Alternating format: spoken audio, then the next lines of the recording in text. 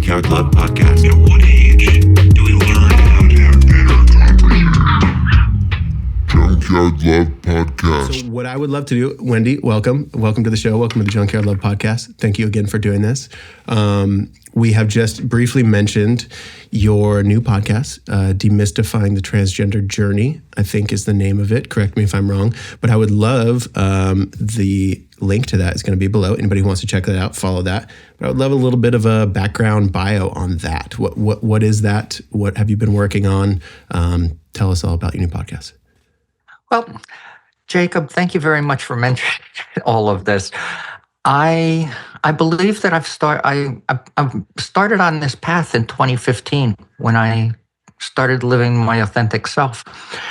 I wound up talking with my neighbors. I talked with people. The community I lived in, there was a large gay population as well as cisgender straight people. And I wound up talking with everybody about what it means to be born transgender. So by 2022 or so, I started to get really highly annoyed at all the bullshit out there about people like myself, all the lies, all the misinformation, the fostering fear and everything else. I decided, okay, if there's a way I can use my voice and I'll put something out there opposite of that. And I'd kind of like to actually inform a regular straight society what this is about. Those are the people that I want to talk to. So I got really interested and fascinated with podcasting. When I moved to Rhode Island, I hired an agency. The second day I was in my apartment, I hired an agency to represent and promote me on podcast interviews. And that started my podcasting in the fall of 2023. I met Lynn Murphy, a cisgender woman, knew very little about the LGBT world, but was very fascinated with what it meant to be born transgender, and she wanted to interview me for her podcast and a book. One thing led to another. We became friends. We've recorded a lot of video with me, and we've recorded other people as well. And by the spring of 2024, we did an agreement to co-host a brand new podcast called Demystifying the Transgender Journey. She's been like a sponge, absorbing everything I've told her, researching, talking to other people as well. She's an accomplished author and podcaster on her own rights. And it's just been an incredible collaboration. And I've invited other transgender people to join me in a community that we're doing as well as the podcast. But the community is for straight and gay cisgender people who may have transgender people in their lives. And a lot of people in the transgender community, I understand this. I don't personally agree. For me, I'm open to answering questions people have. A lot of people are not comfortable with that. So even if you're friends with somebody, your friend who's transgender may not be open to having a conversation about what their life is like, how they feel. A lot of people feel that it's kind of a thing where you are being challenged to explain yourself. Mm-hmm. No matter how nice the person is. So one of the things that I like to do with people is ask me anything you want to. Don't worry about how you phrase it. If it's phrased in such a way that I think is hurtful to another person or might make them uncomfortable or upset with you, I'll explain how to ask the question better. And that's how we learn to communicate with one another. We're regular people just like anybody else. Right. You're just a person too. Exactly.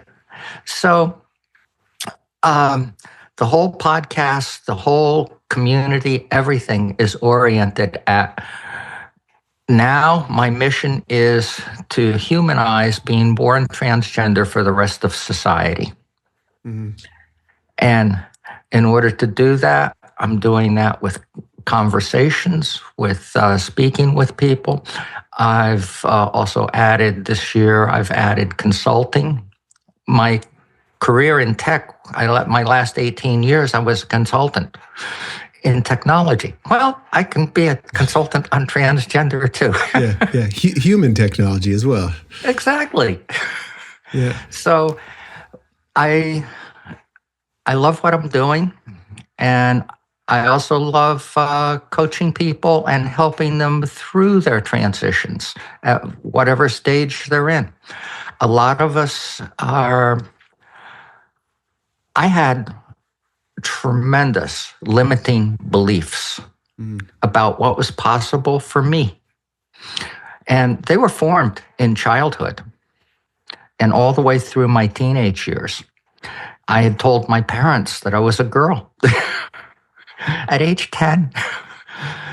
And that did not go well. I was threatened with being committed to a psychiatric facility and fixed. So I formed all of these beliefs. Of course, when you're born, that's when the doctor looks and says, it's a boy or it's a girl. Well, that's just the physical sex, period. That's the genitals for sexual reproduction. Has nothing to do with gender. Gender's between the ears, not the legs. Gender is formed in the frontal cortex of the brain during the second trimester of birth. The sexual orientation is also formed in the brain, in the amygdala of the brain, in the second trimester. And for most people, those are all totally congruent with what happened to the body physically. For some of us, myself included, I got a full dose of female in the frontal cortex of my brain. I knew it was there. By age 3 and 4, I felt different. I felt comfortable with other little girls, not with little boys. It was just that simple. It's a feeling. And you'll hear or read or whatever, dysphoria. People are dysphoric and all. What that really is that's the incongruence between how you feel, how your mind feels about who you really are, versus when you're born and the doctor announces it's a boy or a girl, the socialization begins from that moment, from the parents, the immediate family, the extended family. It grows into the school system and your friends. And by the time you're 5, 6, 7, 8 years old, you know you can't really express what you feel because of the socialization you've experienced. You know how bad it is, that the way people feel about it. Right. You can't be a girl. You were born a boy. Well, that's just the physical anatomy. It's not what's in your brain. It's not how you were designed before birth. Right. Okay, so I was thinking about this because something that you said. So for one, just to lay a little groundwork before my question, something that you said that I really liked, and it was something I started this podcast with, something in similarity in mind, is that you often you'll go to a bar or a restaurant and just sometimes sit down next to somebody and strike up a conversation. And just kind of, see where they're at with it, And I can imagine the beauty of the conversations that must unfold. Maybe some clunky areas that you probably have to trudge past. But so I was thinking about, what I would, like if I was not even, thinking about you, but you sit next to me and then suddenly I'm in this, incredible, interesting conversation about transgenderism. Transgenderism is a word, right? Yeah. Ism, yeah. It can be, yeah. Okay, well, I guess I'm making it a word today. It can be made up in my world. But so I was thinking, like, I have personally spent a lot of time, we've talked about, I really love meditation. I really like philosophy, even like deeper into meditation. If you've heard of Advaita Vedanta, a lot of like reflection of the self and what is the self and Yes. and who am I and all that's fun, interesting stuff. So I've spent a lot of time in that area, but even when I was younger, it never really occurred to me of wondering who I am. Well, am I a different gender? And so I was like, when I think about, myself and my, what does it mean to be a human? What does it mean to be, just a person in the world? The gender part never occurs to me. And so as much as I think that I could like relate with you when I have my own versions of, everybody has questions who they are and what is all this, whatever, but you have this other thing that I don't have the experience with. So I think my question would be, what are the corollaries to you between like, everybody questions, who am I? What am I doing here? What's this all about? I was born to these parents. I feel this way. They tell me I'm this way, all that stuff. What is the difference between like that and questioning your gender? How's that feel for you anyway? Actually, I really appreciate this question a lot. For most people, one of the reasons they never question their gender. And for most people, the word gender isn't even really an active part of their vocabulary. Oh, yeah. Because of that, stereotype of the doctor checking the baby and announcing it's a boy or a girl, everybody uses the word sex. Your sex is female, your sex is male. While that applies to your physical anatomy, it doesn't necessarily apply to your gender.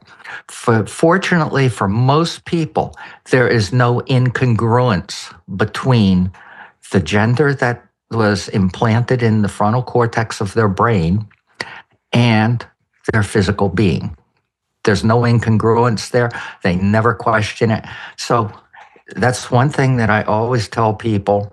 If you've never looked in the mirror and questioned your actual gender identity, I should have been a boy or I should have been a girl.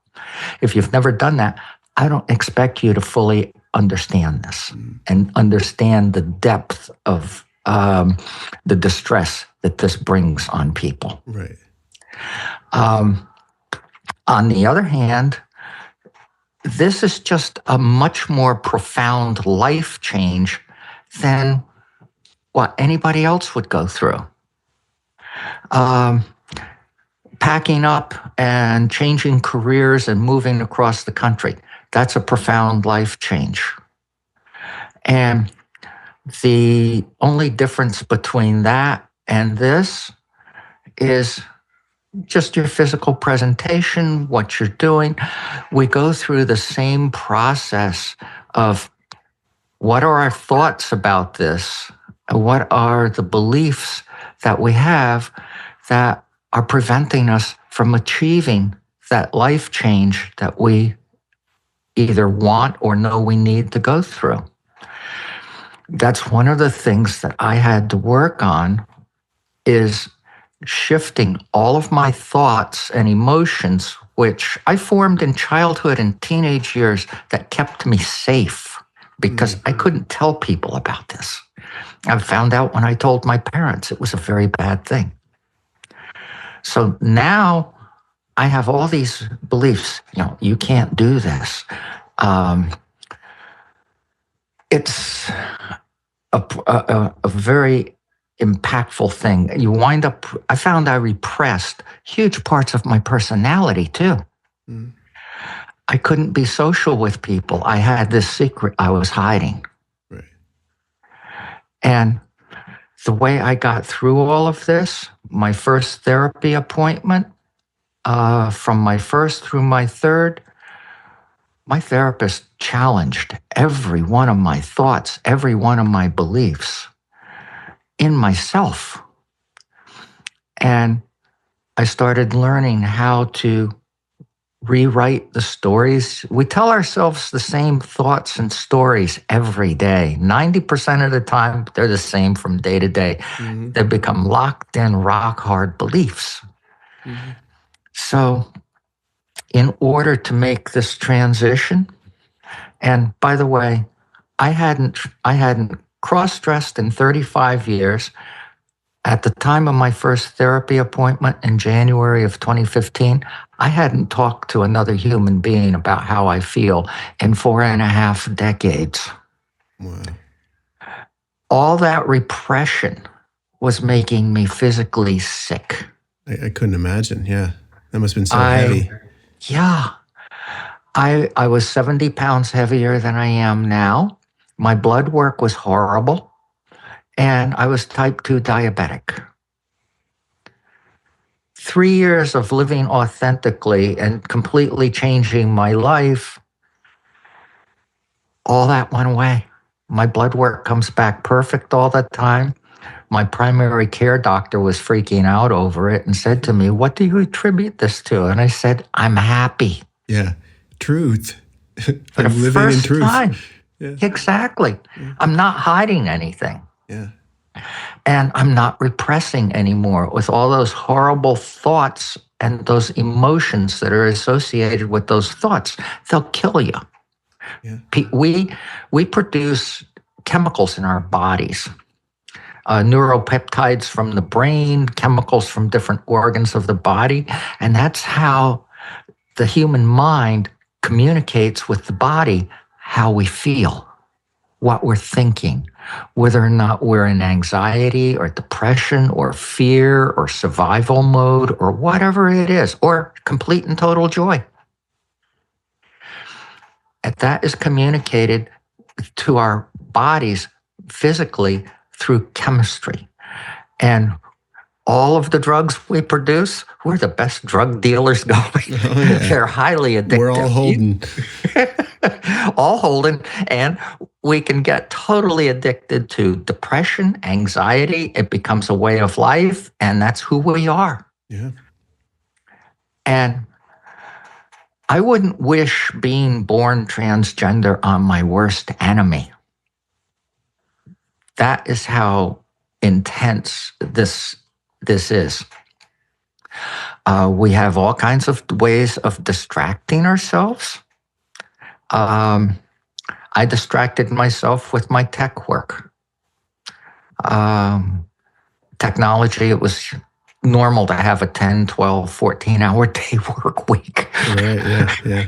So, okay, that's a distraction. And I enjoyed the computers and all of that stuff. It was fun. But I just really can't begin to tell you how profound of a life change this really is for people. Yeah. But it doesn't have to be that difficult. When I transitioned, I did not know any other transgender people. We're only a really small percentage of the population. Yeah. All this BS out there about us is about a little over 1% of the population. Yeah, I feel like a lot of, I don't want to dive too into like, what the news networks are saying and stuff. Yeah. But I feel like they make it sound like there's like boogeyman out there, like, oh, be careful, Yeah. watch out. There's all these transgender people who are trying to lie to your kids and whatever. It's so silly, and they're overlooking your humanity, and it's Exactly. really a boring take, to be honest. But it's something that we're all dealing with. So yeah, I'm glad that you are here speaking your truth and sharing with people. It's one of the things that I learned once I started deconstructing all the male socialization I went through, yeah. Shifting all my thoughts and emotions, forming new beliefs that were much more supportive of me.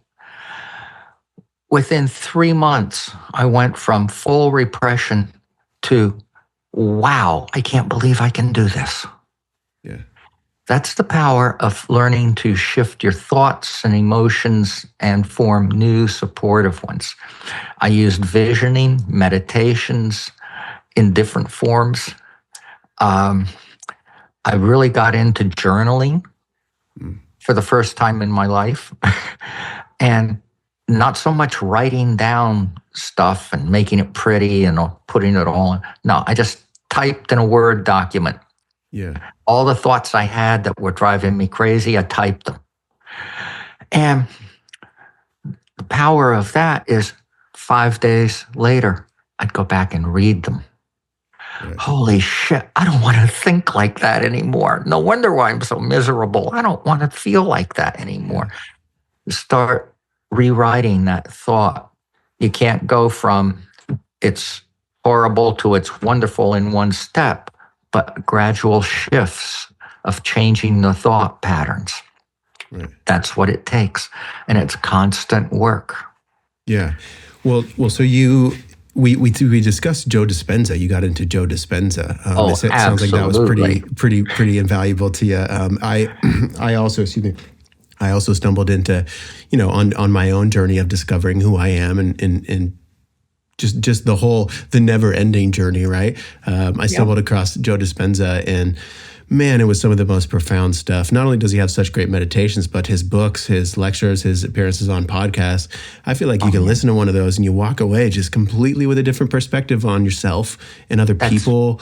And it really opens the door to like this really fascinating and interesting thing that everybody should feel permission to dive deeply into, this human experience while we're all here, all of this. So what I would love to ask you is, when you first started going to therapy, when you first started speaking with a therapist out of this, you had all this, I think you said 4.5 decades of suppression. I mean, it must have been so intense to actually get in there and talk about it. But was this all around the same time? Did you start reading Joe Dispenza? Did you start journaling around the same time? And kind of what immediately seemed to help you feel kind of free to continue carrying on? The very first session was an intake session. It lasted for about an hour and 15 minutes or so. And I poured out everything. It felt totally amazing just to say the words to somebody and have them sit there and talk with me about it. I had really put a lot of effort into looking for a therapist, one who I could relate to, one that I felt really comfortable with. And she was perfect in so many ways, but she didn't just listen to me and, well, how do you feel about that and all? It was more, why do you think that? What makes you believe that? She challenged everything I said. When I got up to leave that session, it was like, wow, I've actually talked to somebody. And she heard me. And then as I was leaving, I turned to say goodbye, and she looked at me and she said, "What's your name?" And I snapped back, "Wendy." I had picked that name in the 6th grade. She was the most popular girl in my class, blah, blah, blah. If I could ever be a girl, I was going to be like Wendy. That was my name. So I snapped. Stephanie crossed out my male representative's name on my file and wrote Wendy on my file. From that day forward, I was Wendy to her. That was hugely profound. She was the first person in my entire life to hear me and really accept me without any conditions as to who I believe I am. By our next session, we got into boundaries, because I had no boundaries between myself and family at the time. Right. So to do this, you need to focus on yourself. You need to really focus on you, what you need, what's right for you. And that goes for a lot of life changes. You can't compromise. Well, you can. I advise people not to compromise their transitions or any major life change to satisfy somebody else's needs. That compromises what you're doing for yourself. So just focus on you and make it happen. The other thing we got into was I brought in the visioning because she was taking me back into my hippie days. The I Ching, meditations, all of the fun stuff. And it was all good. And it was shortly thereafter that I discovered Dr. Joe. I picked up his book. I actually bought it in audio and listened to it because one of my exercise routines is to go for a 3 to 6 mile walk. And I'd plug in my earbuds and listen to Dr. Joe. And it blew me away.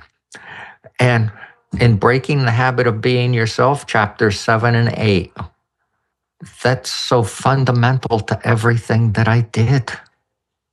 All the way through the first 6 months of 2015, from January to June. By the time I got to June, there was no longer any repression. I was so done with my male facsimile and that life, and I was ready to leave everything behind. And I did. And I couldn't have been happier. My wife at the time was in March when I announced, late February of 2015, I announced that I was doing hormone replacement therapy. I was going to a clinic in Philadelphia and start that. And she said, well, we didn't discuss it. I said, well, there's nothing to discuss. Boundaries. Mm-hmm. This is something I need to do for me. It's not open for discussion. And she said, okay, then we're getting a divorce. And I knew the answer to the question. I just said, why? And she said, you're going to become a woman. I'm not a lesbian. I am not going to live with somebody who lives as a woman. And that's it. We're done. I said, okay, I fully understand and appreciate it. And what I tell people that I'm coaching who are going through this, well, they'll say, well, I love her. I don't want to leave her. And my response has always been, if she's expressed the fact that she's not a lesbian, she doesn't want to be married to somebody who's going to live as a woman, respect her wishes, honor her, and show her that you love her by letting her go. That way, how would I feel? I asked myself this too. How would I feel being a heterosexual, cisgender woman married to a man who now says he's a woman and going to live as such? Yeah. It's not fair. So that's a personal decision that people have to make. Right. But it was about five or 6 years later, my ex-wife now looked at me when I visited one day, and she said, it's really good that you left and did this all on your own. You never would have transitioned nearly as well living with me. I said, yes, I know that. Thank you. Yeah. We would have been negotiating everything, and I wasn't going to live like that. This is something I had to do for me to be me, who I've always been. Right. Okay, so how do you? I also think about this area a lot as well. So much of our personality could really be for others if we're not careful. And there's not anything inherently wrong about, we live together in a community. We live together with other people. And there's a little bit of push and pull on that. But if we're constantly just making sure everyone else is okay, everyone else isn't uncomfortable, if we're constantly just kind of making sure we're keeping the peace in the games of society, but it's betraying who we are and who we feel we are. Mm-hmm. I mean, what's the point? Where I think about, I like to contemplate lying and being truthful. In my early 20s, I had my own lies. I had lies that I would realize after a while that I would have to exert energy to keep afloat, right? I can't just be who I am in the moment because I might slip up and I might say the wrong thing. And I've used the example, excuse me, a little bit of a strange cough lately. I've used the example of, So like if you're being unfaithful in a relationship and you're having a great time or whatever, or you have been unfaithful, whatever, having a great time, you're enjoying, your lies are tucked away back there, they can't get to you, whatever you think, having a good time with your wife or your husband, and then suddenly your phone lights up from across the room. And then instantly you're pulled into your own lies and your own fear. You're, oh, geez, who could that be? Hopefully she doesn't see it. Hopefully it's not someone coming to like break my life apart. Hopefully it's someone not coming to expose me for who I am or something. And your peace is threatened because you're not being who you are. You're not being truthful to the people around you or to yourself. And now I love sharing it. I love talking about it because the peace that I feel to be myself, though, I all the things about me being human, I didn't, heal everything wrong about me or anything. I'm still make mistakes and I still all these things, right? But just the fact that nobody could get me, nobody could come and sneak up on me. My phone can light up at any time with any person in any relationship, and there's no dishonesty that can come. And I like Jordan Peterson said he has one of his 12 rules for life thing, and it's don't hide things in the fog.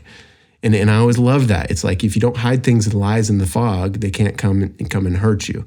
And so I suppose I don't have like an exact question for you, but do you resonate with that? Do you resonate with like being able to just, there's nothing that could get you? Does that feel, how free does that feel to you?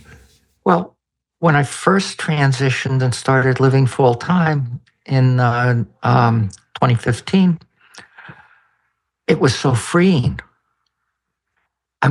No longer any secret to hide. My ex-wife said to me and my therapist and my psychiatrist that she had me see also to change up all this. I was on a whole collection of psych meds in order to suppress this. I found out I could go to psychiatrists and just make up symptoms, and they would prescribe stuff.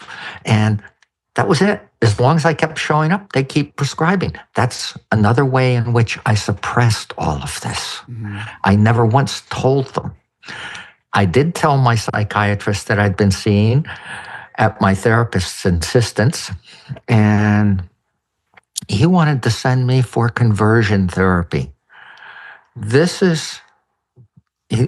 was in Doylestown, Pennsylvania, in 2015. You sure it was in the 1920s? And he wanted me to go for conversion therapy. Wow. So I went to a new psychiatrist. Both my therapist and my psychiatrist met my male facsimile when they first met me. And I found out a couple of years later when I was talking with Stephanie, both the doctor and her were totally mind blown at the intense personality change immediately as soon as I became myself. It wasn't a gradual change. It was sudden, and it just kept going because I felt so good at no longer having to hide anything. Yeah. That graduated into, I played around at various times with living stealth. One of the things that I had guilt about my entire life was I married a woman. We were together for 40 years, and that was a lie.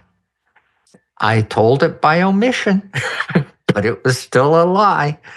And that was a source of profound guilt for most of my married life. So I did tell her about this in 1978. We'd been married for a while. We already had a family. I couldn't take the stress of hiding this. So I wound up talking in my sleep. And that's when she demanded an explanation, woke me up. I expected to be divorced by morning. The following morning, she said, well, as long as you don't do anything about this, we'll stay together. And that's the way it stayed for the next 30-something years, period. So as far as the hiding and the relief, it just keeps going. it keeps getting better. Every day, it's a new experience. The first couple of years, there are tons of new experiences, things you've done for the first time as yourself, feeling good. Where it's not different from anybody else hiding stuff is I moved into a city where I knew nobody. I'd never been here as an adult. I decided I just wanted to go there. And it's a growth experience to do something like that. So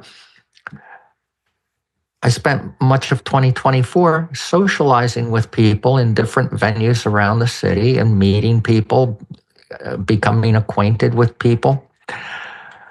In my particular situation now, that's a difficult thing to do and stay and keep my secret that I'd transitioned. What I like to do is let people get to know me first as a person. Because once that happens, when I do bring out the fact that, oh yeah, I was born transgender, I phrase it that way for two reasons. It emphasizes that this is how this really happens. We're born this way. It also takes the word that's out there in the world, choice, that I chose to do this. It takes that off the table. And the fact that they have gotten to know me as a person and actually talk with me and everything else, that diffuses the whole transgender issue. So when I come out to people, it's much less of a surprise. Depending on where I lived, people would, again, walk away from me. No, that's too much for me to handle. I'm out of here. That kind of thing. I did get quite a bit of that. But where I'm living now, it's just the opposite. People don't care. And it's cool. And so in January, because I am getting more visible and becoming more active, I have my own podcast now. I'm public speaking, doing other things, and I'm out there. I want my friends to find out about me from me. I don't want to lie to them. I don't want to repeat that process. So they've gotten to know me, so I came out to everybody. And it's been fine. So I'm very fortunate in that area. A lot of people don't have that because of where they live. Right. But yeah, we can really mess ourselves up royally by hiding our truth and who we are. Right. So I intentionally nowadays don't walk around with a transgender pin or a flag or any of that. I would rather have people have conversations and get to know me, and then I'll tell them about it, and we'll go from there. Yeah. And majority of the time, I've made more friends doing that than not. Right. Yeah. Yeah. I mean, a simple conversation can diffuse so much of what we think we know, just exactly. I think that what happens a lot, I mean, it does happen with some, there's a version of, I think when it comes to like the LGBTQ, that whole world where there's a hint of, I want you to treat me differently. I want you to treat me special. I don't know if that's necessarily true, but it's something that I feel a little bit, or I hear a little bit about it. And I think that it's like something on my end that I like to just kind of glance over. I like to I don't think at the heart of what people are doing, they necessarily want to be treated special. I think they just want to be able to be who they are and not have to explain themselves all the time. Something like that. I don't know. Where does that resonate for you as far as, because to me, when I talk to you, I don't get the feeling that you're trying to make me treat you differently. To me, I think you're just trying to live a human life and express your truth. And that only has something to do with me if I'm talking to you, do you want people to treat you differently? Do you want people to treat you special? Absolutely not. My whole thing was I just wanted to blend into society as any other woman and be treated that way. And that was all there was to it. 2018 and 2019, this was something that I explored. I had surgery after, I had surgery in 2017. So totally female. And I decided I have no idea what my true sexual orientation really is. So I went and explored that. I found out I really am a heterosexual female. And I had a great time dating men for 2 years, never revealing, nobody ever knew, and it was all fine. As far as how I'm living now, and for most of us really only want to just be able to live our lives openly, authentically, and not have to worry about hiding. As I've said before, and I'll repeat this, a lot of people feel that if they're asked questions, that now they're put into a place where they're having to explain and justify themselves. I've never felt that. If somebody asks me a question, I take it at face value for what it is. They're not trying to make judgments or anything. They just are curious. Sure. And they ask the question. I'll answer it and have a conversation with them about it. But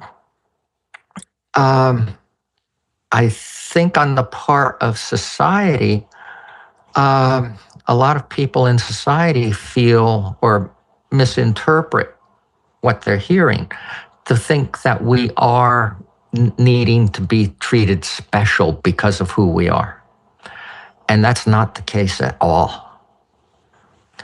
I don't believe most of the community wants that.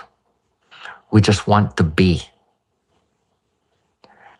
Just being, just living, and have people accept you for who you are and what you are. That's it. It's that simple. Sadly, it gets demonized and made into a whole bunch of other things, but that's not the transgender community as a whole. There are a lot of people in the community that feel like victims because of society. I happen to know a lot about the history of where we came from, having grown up in the 60s. And my childhood was in the 50s, so I'm older than dirt. But I'm so glad to have made it to this point in my life. It's a totally new perspective. And that's what I want to share with others in society and help them change their perspectives of people like myself. It's pretty much that simple. Yeah. A lot of people in straight cisgender society, that's the whole heteronormative world that has been embraced in this country ever since I've been around. And so anything that falls outside those boundaries is something very different. When I remember as a child, as a teenager, gay people were treated exactly the way transgender people are treated today. It was not acceptable. Gay people were arrested. People like myself in places like San Francisco, New York City, we were arrested, thrown in jail, fined, names in the newspapers. That's the way it was. And it was like that for gay people pretty much into the mid to later 70s. That's when their diagnosis changed from a psychological thing that they were born with and that they were, freaks regarding and all of that in society. And there was a lot of protests and, June of 1969 was the Stonewall riots in Manhattan, in Greenwich Village, on Christopher Street. And that's when the 20th century modern day gay movement started, was that June. And the first persons to throw bricks at the New York City cops weren't the gay people. They were the transsexuals and the drag queens. I was known as a transsexual then.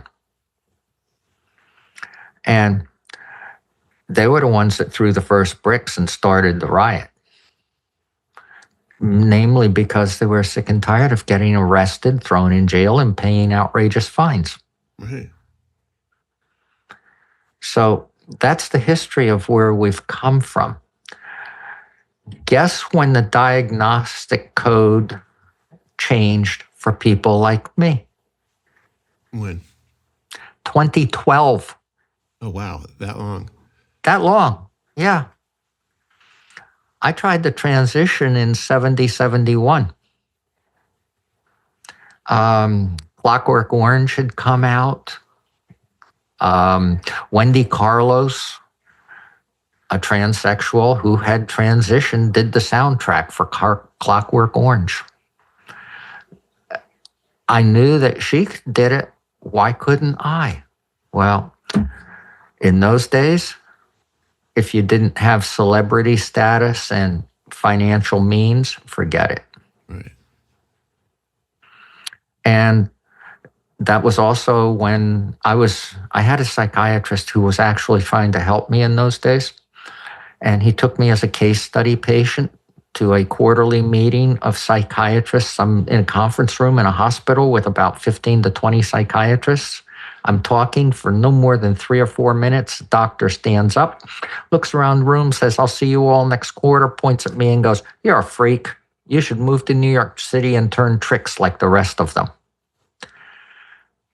In those days, I had no idea what the hell he was talking about. We didn't have cell phones. We didn't have social media. There was no connectivity between human life forms of any kind other than newspapers and the 6 o'clock news. That was it. No cable TV. It was the Stone Ages. Yeah. So fast forward into today, a lot of people, even in my own community, don't understand the history and where we came from and the struggles that people went through to get here. And the fact that we've only had rights and recognition by the medical community for 13 years now. That's it. So we'll see where all of this goes, but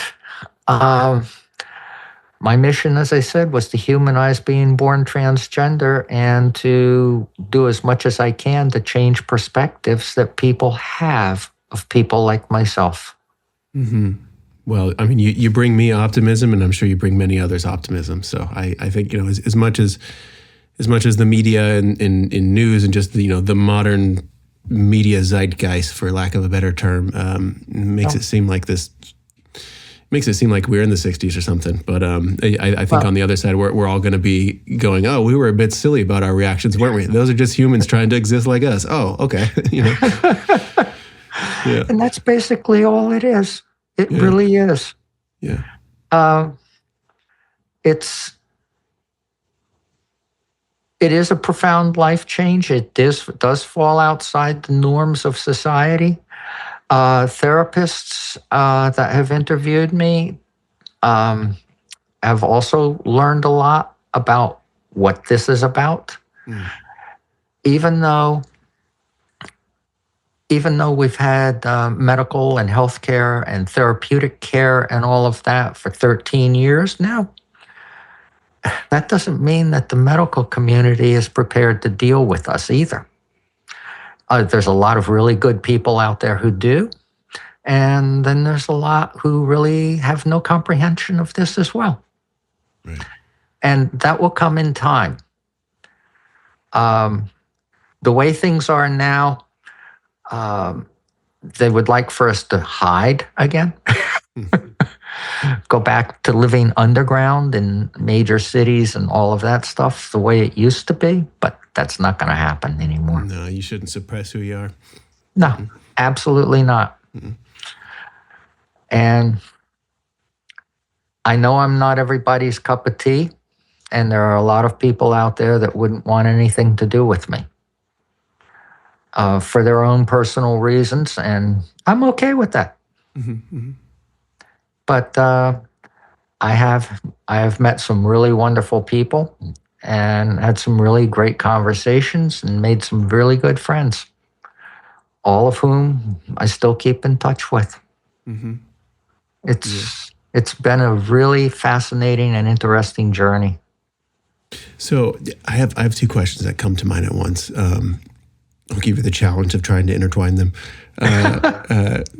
Firstly, I think, what is it about other people? Like I'm thinking about that guy in that meeting. Like, what is it that which was so challenging to him that he felt like, no, I don't call this person a freak and walk out? Like what? I feel like somehow something about you expressing like triggered something within him.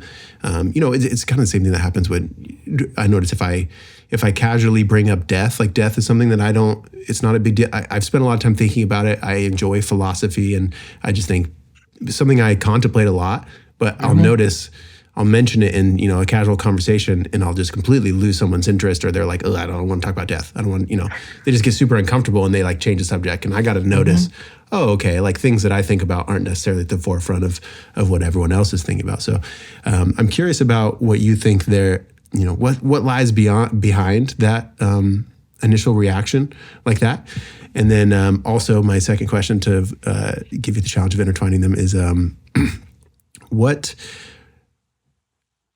someone who notices that they're in that position, someone who maybe they have someone that they love and they're for whatever reason, they're listening to this conversation and they're realizing, man, I think my reaction was kind of like that. I think I didn't have the best response because I was so caught off guard when someone brought that up to me that I turned my back on them when they were asking to be seen, And so how do I commend with that? So what lies behind that reaction? And then if someone realizes that maybe they were in that boat or they're still in that boat, what's kind of a good next step for them to contemplate it and maybe reach out to that friend or something even? Well, It really all goes back to the whole structure of our heteronormative society. And people are gravitating toward that right now with there's only men, there's only women. You're born that way. That's the way you stay. That's the way it's always been. That's the way it will always be. That's their mindset. That's their belief system. Someone like myself and the vast majority of the community is totally outside that norm. And they can't possibly live and accept that because it's outside their whole belief systems. Law of attraction and beliefs, you can't live outside your beliefs. So being open to a new perspective means that you have to start questioning what you yourself believe in order to even hear this person who's saying, I just want to be me. In order to hear that person, accept that person for who they are, a person that believes that strongly in the whole heteronormative society structure and belief system has to begin to question that. You throw on top of it religious beliefs. Mm-hmm. That gets even more profoundly difficult to change that person's perspectives. They have they have to begin to be open to changes themselves. And my sign back there, change is good. Love it, yeah. In my previous life, change was always very difficult. We don't like change. Change is risk. Change is something that is a lot of people are afraid of. And all the last 10 years of self-discovery and really digging into who I am as a human being and learning things about the human mind and thoughts and beliefs, I've come to really embrace change. Change is good. It really is. And it can be challenging, but it's also exciting. It's different. And I've come to also believe that life is about possibility. And it's our beliefs and all the thoughts that we carry that support those beliefs that will either mask what is possible for us or completely hide it from our view and make us believe that it's totally impossible. So in order for somebody who is not willing to hear about someone like myself, it's not me, it's them, and it's their belief structure and their inability or unwillingness and refusal to change even a part of their belief system to allow this to come into it. Yeah. I feel like people, we get stuck to our identities, don't we? Oh, yeah. I feel if you don't have a understanding that you're much more than just who you are in society, or, you're much more than just the typical, your job, you're a father, you're a mother, you're a construction worker, you're these things. I mean, you're also those, but paradoxically, you're, the expression of consciousness itself and all that cool stuff too. I think that challenging that stuff is pretty heavy for people. And I think their initial reactions when they're like that, it kind of exposes them of, oh, you've never challenged the things that you were taught as a child. Like that, right? That could be an issue. Yes. A real issue. Yes. A lot of people are not open to changing their belief structures. That's just such a scary thing to do. And a lot of, I was one of them, one of those guys out there living my life, was very unhappy behind the scenes and quite miserable, but just toughed it all the way through. And my identity was my work. That's how I got through. I became this computer person. Then I became this consultant person that went out and did things at different corporations and all of that. That was my identity, was my work, my job, my career. And a lot of us get totally wrapped up in that. And we don't see who else we are. I was busy repressing who I really was. And so it made grabbing onto that even much tighter, much more forcefully. And yeah, that's who I am. Yeah. But that really wasn't. Yeah. Yeah. What a crazy amount of pressure to put on a job. Oh, yeah. Yeah. Complete Exactly. me. Tell me exactly who I am entirely. Yeah. That's heavy, Yeah. That's nice to set it down. But I've really enjoyed going through learning all of these things about myself. I've done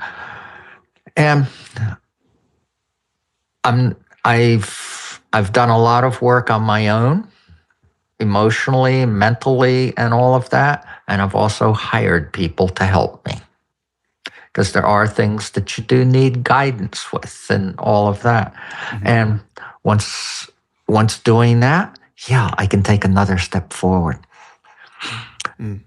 I still had limiting beliefs that I'd formed in childhood that were still hanging around there. I'd overcome the majority of them, but they were still there. And every time I thought about public speaking, they would really kick in and say, "Nope, you can't do that. That's not safe." And so, and that was a very deep, situational, subconscious fear and belief that I was holding on to. I got help, hypnotherapist, and we've broken through, and it's all good. Yeah, hear you on podcasts. You're talking, you're sharing. You're definitely not afraid of public speaking now. So it's amazing. No, but even where I say it's situational, the idea of I spoke about 8 or 10 times in Manhattan at different events and different situations, and both at NYU, at the Out Foundation, and at a couple of other places.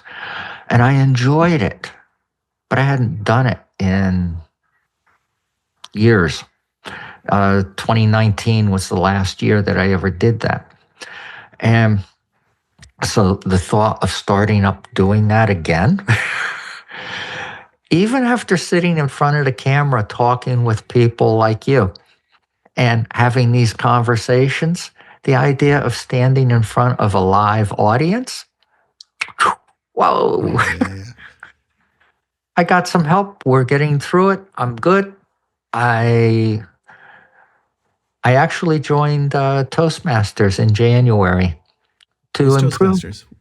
It's a organization. It's a national or actually global organization that helps people become better public speakers.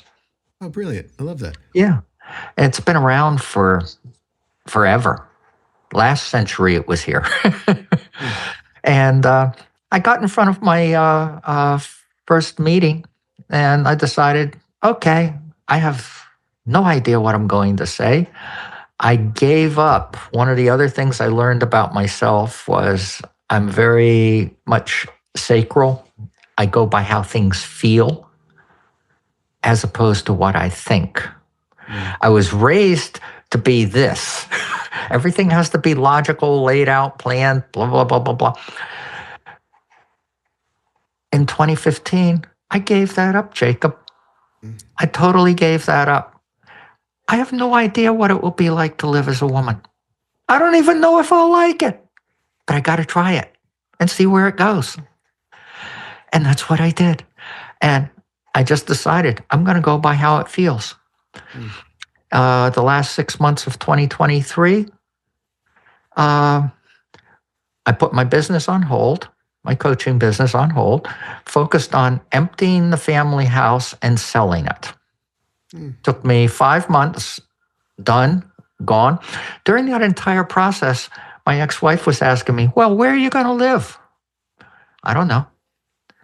Well, when are you going to figure that out? I said, after I'm done with all of this.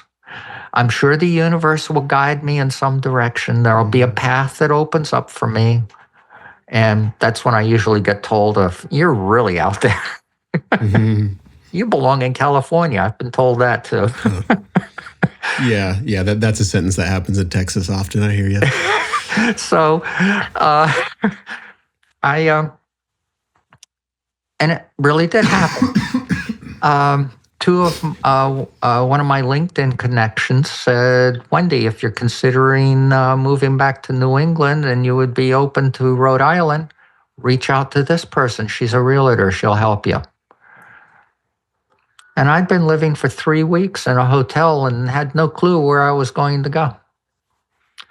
I followed up with that. I made a contact. We had a Zoom connection. Next thing I know, I'm in Rhode Island, standing in front of an apartment building with the realtor, and the rest is history. Yeah. Yeah. So what you're saying is you began trusting your gut instead of overthinking things. Over the last 10 years, totally. So when I went to Toastmasters for the first time, they said, oh, you can introduce yourself now. And it's that part of the meeting. And you can just stay at your seat. Well, no, there's about somewhere in the neighborhood of 20, 25 people in the room. I got up in front, introduced myself. I said, hi, I'm Wendy Cole. I was born transgender. And I paused and watched the facial expressions. They couldn't have been nicer. I explained why I was there, that I want to improve my speaking. I've done approximately 40 podcasts. I'm getting into public speaking more. And I'm out there. And then I ended with, I'm an open book. You can ask me anything you want to, and absolutely nothing's off limits, and that includes all of you. That was my first meeting. And that felt so good. It was freeing. Yeah. I wasn't hiding. I wasn't making excuses. I wasn't pretending. And I was just me. Freedom to be yourself. Exactly. What a gift. Okay, well, so I want to dive a little bit more into, you mentioned hypnotism, hypnotherapy. I did a little bit of that myself, actually, when I was kind of, years ago, I was working through just my own trauma, depression, just for me, just severe things that happened in childhood that I didn't know how to deal with, because I was just a kid. Of course. So later in life, I had to read some books and I had to listen to some podcasts and I had to deal with these things, And one of the things that honestly helped me was hypnosis, hypnotherapy. I actually had like this crazy, I don't know if you had any, I don't know if you had any sort of like mystical experiences that you're willing to share about, if that was of any part of your journey. But for me, I was doing a ton of breath work. I was doing a ton of yoga. I was smoking a lot of cannabis, so that's obviously a huge part of it. But I was in my basement just unpacking. I'm just like, whatever's not me, I'm ripping it out. It's like, I was kind of caught up trying to destroy my ego at the moment. I didn't realize that I could hug my ego and all that. But So I did hypnosis, and I would just find random stuff on YouTube. I'd find different hypnotherapy people. I'd just kind of listen to their things, and I would just give into it, just try it out. Obviously I wouldn't. You're giving someone permission to dive deep into your mind, so you want to do some vetting and make sure that you feel intuitively good about what that person is teaching and saying, and whatnot. But I had this moment where I kind of like envisioned after my hypnosis, I had, for one, an experience of being the color purple. I know that's crazy, but I was like, I became the color purple. I was like smoke and water at the same time and just really gave in to being the color purple. Very healing, very, I felt really, really great afterwards. And then within minutes, I had a vision of my teenage self was there. And I was hugging my teenage self and saying, thank you for everything you did. But I got it from here. Mm-hmm. And it's like a profound moment of my life. And I think it probably always will be. And it was huge. It was so healing for me. It helped me understand myself. I was able to really understand more about myself the following months afterwards and everything. So I don't know. I kind of want to ask you if you had any experiences of that similarity, and if hypnosis or, even if you want to talk about it, even if you had any experiences with psychedelics in that world that might have helped you. There's my rambling question. I'll hand it to you. Love it. As far as one of the things that I got very good at from the beginning in 2015 was meditating and getting into more of that theta state of mind. And so I was able to go through and work on a lot of the things that my therapist was telling me that I needed to change by doing that. I had always been fascinated with psychedelics as a kid. In one summer, I think it was between my sophomore and junior year of high school or somewhere along there, I discovered Bob Dylan, The Grateful Dead, and Jefferson Airplane. And I read all about the psychedelic scene in California and everything that was going on with Ken Kiersey and the merry pranksters and all of that stuff and their bus tours doing acid. And I was thinking, oh my God, maybe acid would fix me.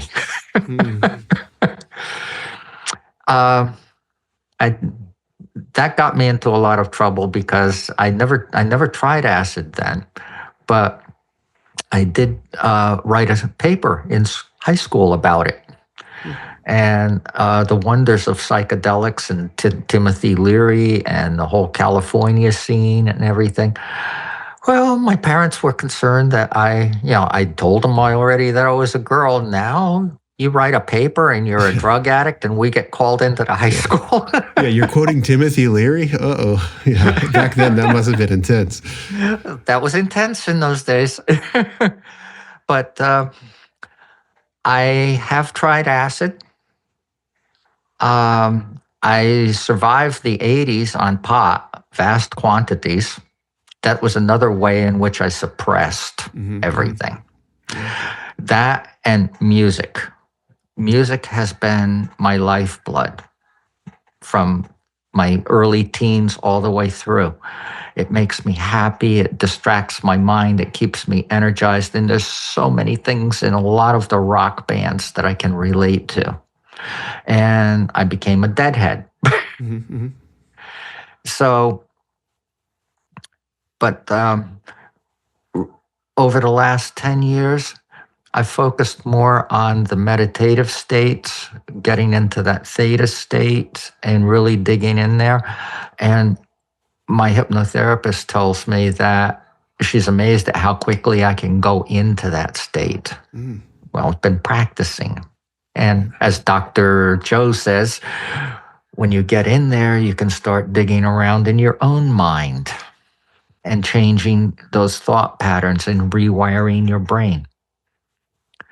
And I thoroughly believe in that. I've had those very profound experiences. One of the other ways in which I meditate is while I'm walking.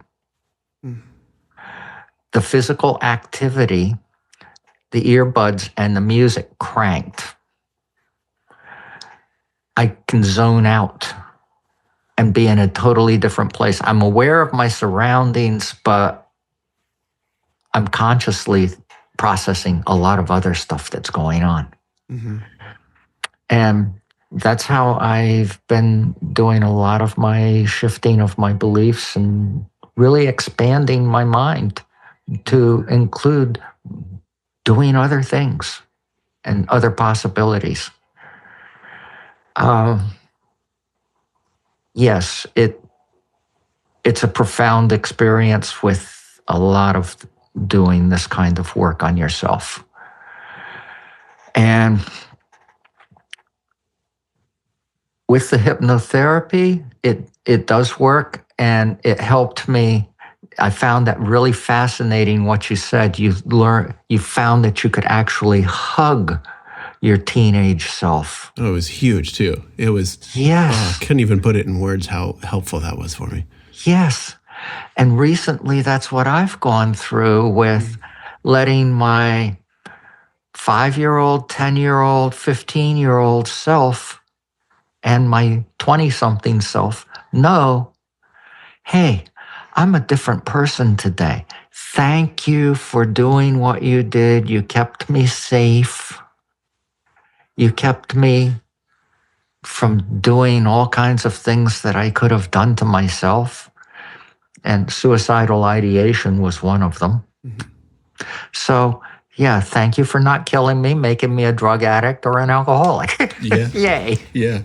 Thank you for the there. Yeah, thank you for the person I had to be, Yeah, you got me to where I am today, and for that I'm eternally grateful. Yeah. Oh, I love Leonard Skinner too. Yeah? Why do you bring that in? Why do you mention that? I think I saw that on your back wall. Oh, Junkyard. I'm sorry. Junkyard. Oh no, I was like, what correlation? I saw the ARD. Yeah. And I immediately, that popped into my head. It is. It's my secret correlation. No, I got my little Junkyard Love poster back there, but I do like Leonard Skinner too. Okay, well, so I want to chime in to say someone's listening and they are transgender, but they're not in a place where that's who they're living as outwardly. What's obviously they got to find the next step that makes sense for them, right? Mm-hmm. What would you encourage though? Say someone, I'm sure you probably have this experience.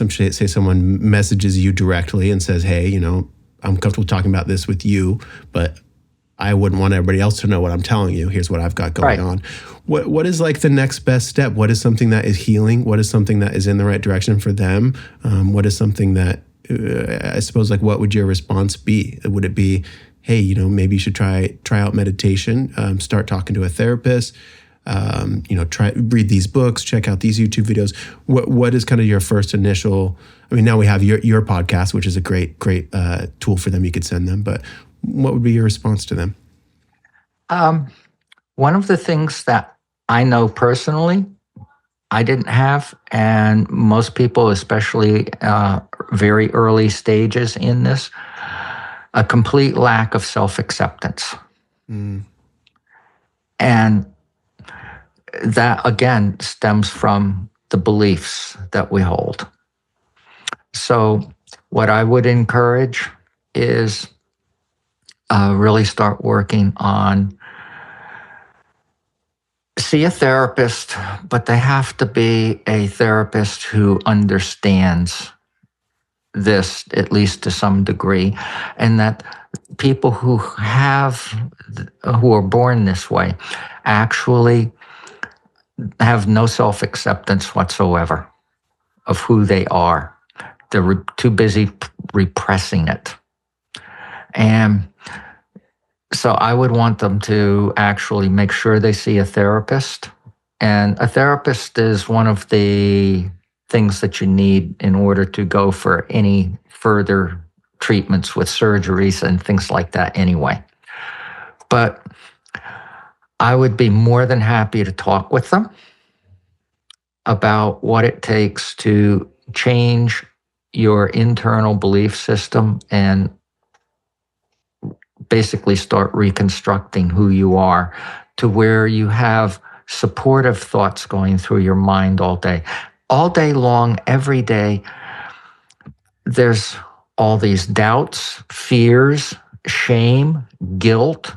All of those things are swirling in people's minds every day who are living and not expressing who they truly are.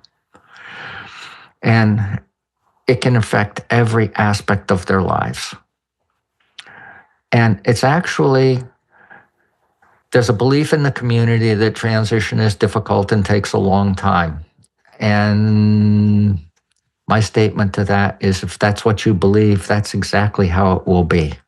It will be difficult and it will take a long time. It doesn't have to. Change your thought patterns, and that's something I'm particularly good at helping them do. Change the thought patterns, change how you feel about yourself, and once you gradually start shifting those thoughts and those emotions, invariably people begin to see what's possible for them. And they actually will start taking steps forward. In my coaching work, especially my one-on-one work, we meet weekly. They get homework every week. I expect to talk about the homework the following week. I hold them accountable. This is not a game. We're going through this. If you're committed to yourself to make these changes and to do what you need to do, I can help. And one of the things that I've seen work beautifully is someone who's seeing a therapist and working with me at the same time. They just take off. And it becomes fun, it becomes easy, and they actually enjoy it. And I tell people when you're on the other side of this, there's nothing but joy for you. It's you're finally free. And it's a very worthwhile experience to go through. It really is. It does turn your life inside out and upside down, to say the least. Sure, yeah. I had one client who had a bunch of guy friends, and they rode motorcycles. And I said, well, once you do this, they're kind of gone. They're probably going to go away from you. But you're going to meet other people. And I found, in my own experiences, I found that women were far more accepting of me than men. By far. Most heterosexual men would look and go, I don't know. And off they'd go. And that would be the end. But women, much more accepting and much more open to conversation and learning and all of that. And then all of my gay friends, men and women, very open, very accepting, and surprisingly didn't understand this any better than straight people do. But yeah, changing your thoughts, changing your feelings, changing your emotions, and getting help to do that is the cornerstone of being able to find self-acceptance. Yeah. And then deconstructing all the male socialization or female socialization, depending which way you're going, deconstructing all that socialization and building it back up to match your authentic self. Those are keys. And for people that are, one of the things I've noticed too is people that are living full time but haven't done the internal work to change their thought patterns and change who they are internally, done the mental work.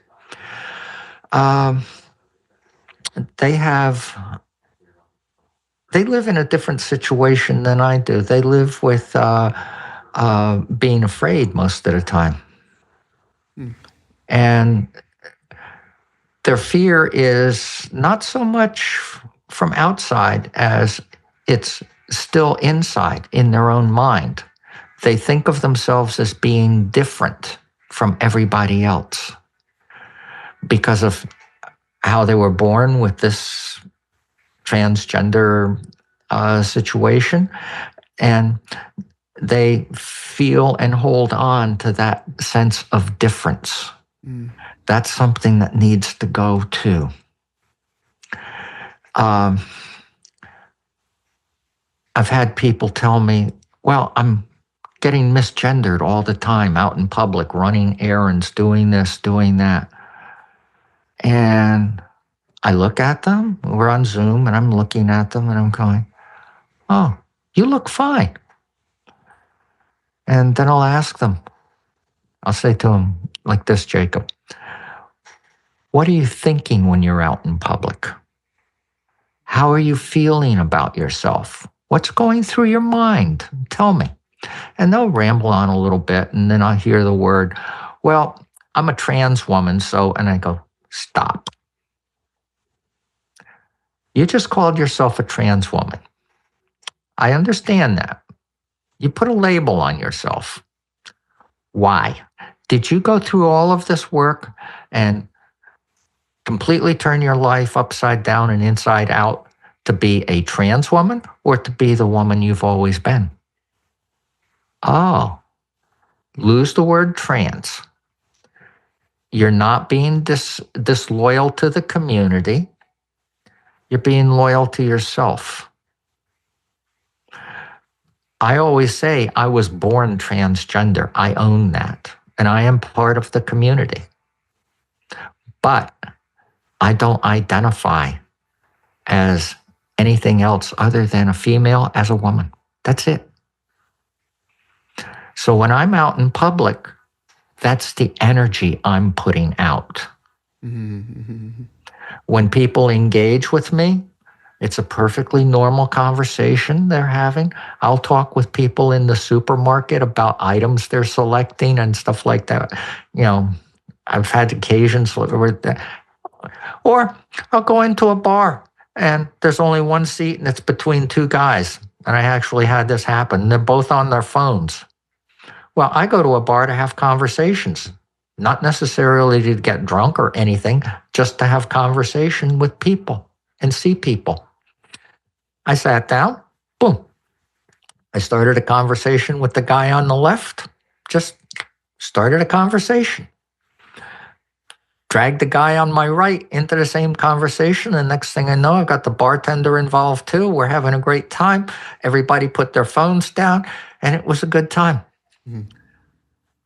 But if that's the energy you as a transgender individual are putting out into the world, that's how people are going to receive you. Mm. If you are putting out there, I'm different, I'm a trans woman, I'm afraid of everybody in society, mm-hmm. people are not going to know that you're transgender. And I'll tell this to them all the time. They're not going to know that. What they're going to know and what they're going to sense is there's this other energy about you that's very different.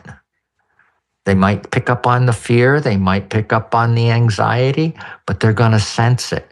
And that's going to color their relationship with you. We're all about energy. Mm-hmm. And if that's what you're putting out, that's how they're going to see you. And then they're going to realize, okay, yeah, there is something different about you. And that's when they might pick up on some cue that says, oh, sir, and you get misgendered. It's that simple. As I tell everybody that I've ever worked with, your gender identity is formed instinctively within 5 seconds of someone seeing you or less. From that point forward, it's up to you not to confuse them. And that's why I teach gender mannerisms and behaviors, all in this process. It all comes together. We are our bodies and our minds are a total system, and how they work together and get us through the world in everyday life works as a system. Yeah. And one part of that system can't be screwed up. Yeah, because it's like I like to say, you can lie, just not to yourself. There is this, and even when we do lie externally, if we know that there's a lie, there's a little bit of a frequency that other people are like, that feels strange. So when you're able to just... That's the energy. Yeah, and people pick up on that, and then you're kind of like defending something you weren't even trying to like put out into the world, Right. So I really love the word awareness. There's this book called... I literally think it's actually just called Awareness. It's by Anthony DeMello or whatever. But it was so good for me when I read it back in the day. I love it. I revisit it from time to time. But it basically talks about it's just kind of the profound importance of initial awareness of like when you are at that bar, when you are talking to people, like what is your thought process? Like there is this whole world out here and like I'm a person in this bar in this city and I'm talking to this person and they're wearing a red shirt and there's all that. But like what is your mind saying inside as you're in there? Mm-hmm. What's going on with that? And like the importance of bringing awareness to that so you can really work with what's actually going on. So does that spark anything for you, the word awareness and how important that is? I believe in three things that are fundamental to everything. Self-awareness, that's huge and has to be there, first and foremost. Self-acceptance, that's key. And if you have those two things and you're working on your thoughts and emotions and to be more supportive of you as a human being, you might actually start to discover you have self-love. I can honestly say until 10 years ago, I had none. Wow. I hated myself. I hated who I was. I hated everything about my life. Was I aware? Oh, yeah. Very aware. But self-acceptance, I had none. And self-love, zero. Those three things are crucial to having a healthy, well-adjusted mental outlook as any human being would. So it's beyond just the awareness. So people get the awareness and then they got to take another step. Yeah. Yeah. Okay. So self-love, self-acceptance. What are your base level standards for those? If someone's like, that's where they need to start, it's something they can start working on. What's something that someone could do if they're noticing they're in a spot right now that they're like, okay, I need to work on my self-love, my self-acceptance. What are some actionable steps they can take? In terms of self-acceptance, make sure the self-awareness is there. Otherwise, you'll never find self-acceptance. Awareness is very fundamental as a human being. And you're absolutely right to bring that up. And in terms of working on self-acceptance, that, again, starts within the human mind, digging in there to actually change your thoughts and beliefs. When I'm working with someone, I'll put them through, I'll try different forms of journaling. Some people don't like to write, don't like to type, whatever. Record it. Record your thoughts. Anything that will get you to actually record how you're feeling, how you're thinking at that moment. Like, oh, my life is total shit. I just can't believe I'm doing all of this, and I can't believe I was born this way and all. Record all of that crap. Write it down. Put it someplace. Look at it later and keep looking at it. Is that what you want? When you make up your mind that you want to change that, that's when you can begin to actually do what Dr. Joe says is rewiring your brain. And that rewiring process takes about 3 months worth of concerted effort in most cases to completely shift what you're thinking, and that will change everything about your self-acceptance. And self-love is something that gradually comes in time. It can take anywhere from, I would say easily within about 6 months of work. That's what I've seen in people that I've worked with. It's not overnight, but the self-love does come. And it's totally dependent on self-acceptance and self-awareness. Yeah. And so is it worth it, would you say? 6 months seems like a long time, Wendy. Oh, no. Compared to a lifetime, forget it. It's nothing. Seriously, right? It's nothing. Yeah. And it's amazing how fast even the 3 months of work can go. My main one-on-one coaching program is 16 weeks by design, so that I have the 13 weeks in there to actually help someone get through that whole process. And in addition to the mental work, the mindset work, the shifting of everything, all of that, that's when I start adding in all of the other steps and things that they need to do this to survive.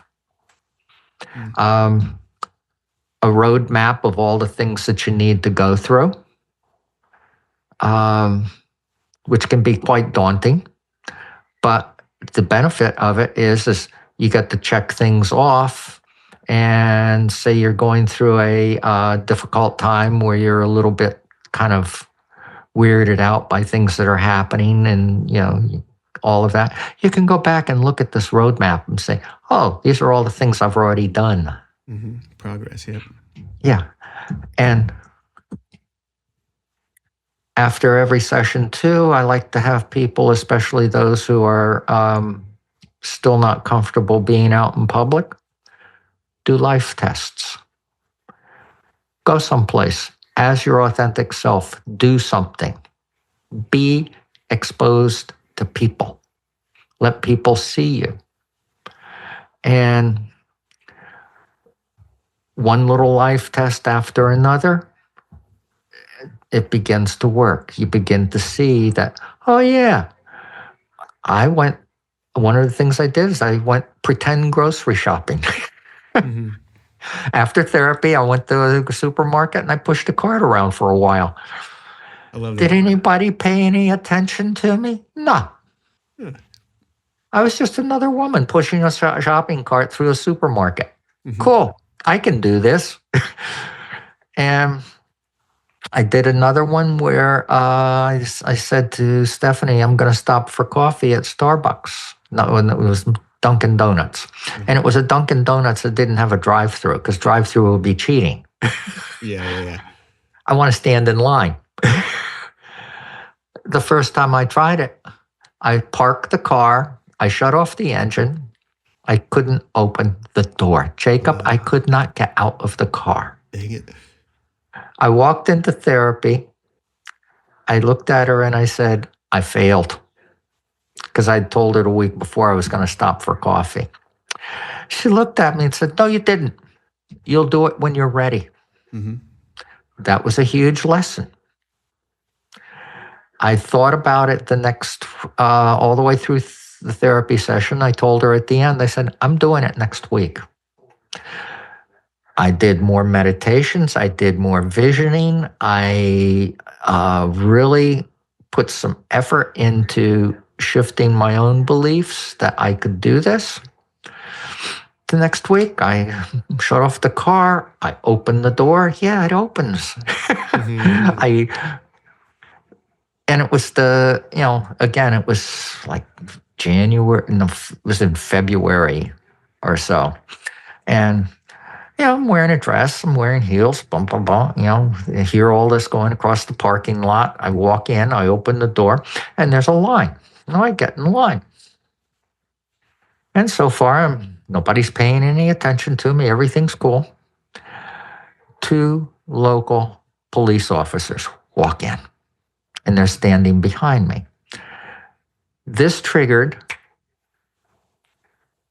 New York State and New York City, 1970s, where I would be arrested by these 2 cops. And I go, stop.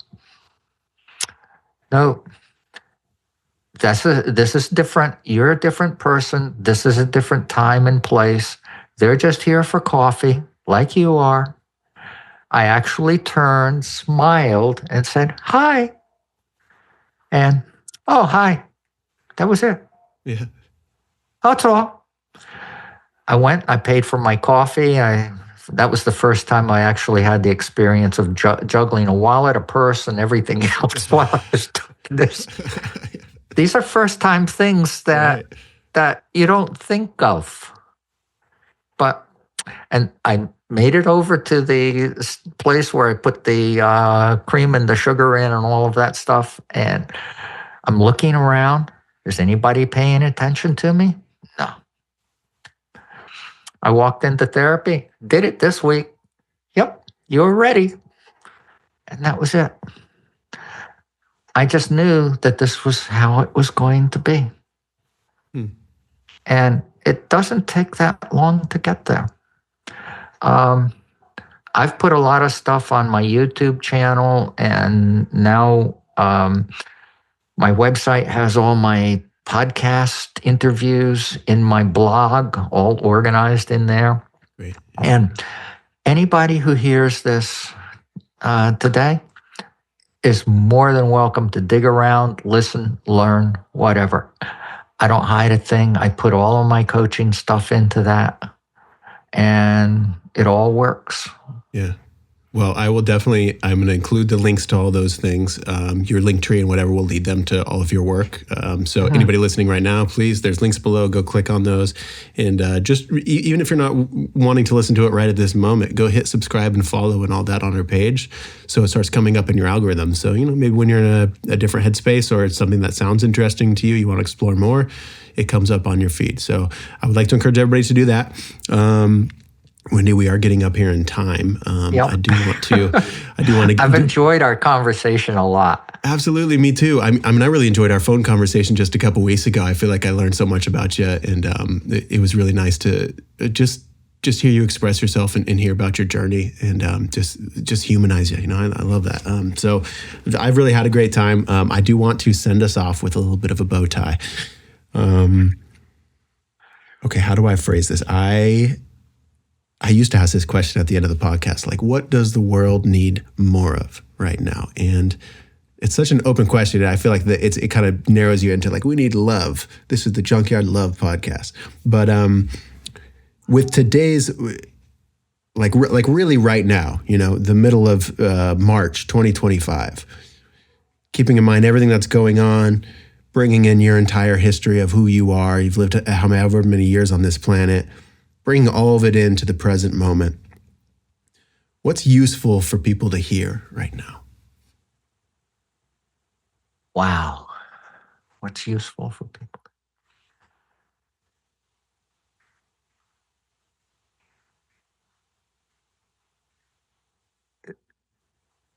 I would have to say it's all about possibilities. People just need to be open to different possibilities and different ways of seeing things. We need to break loose from all the confines of our past. And a lot of the social norms that we have need to really shift and change.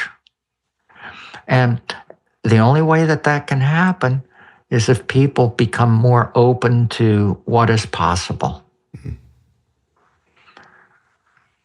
and learn to embrace that. Yeah. I think that is my new favorite word for the day. That was so perfect. Possibility. I think that is an excellent answer. Okay. Well, I'm going to let you go, Wendy. I want to thank you again for your time. I want to thank you for just everything you're doing just for other people like you, everything you're doing for the education of just all of our humanity. And thank you for your bravery, really. Okay. And one of the links that I will send you is the link to, for people, basically cisgender, straight or gay people who are interested in learning more directly and having open conversations of forming this community.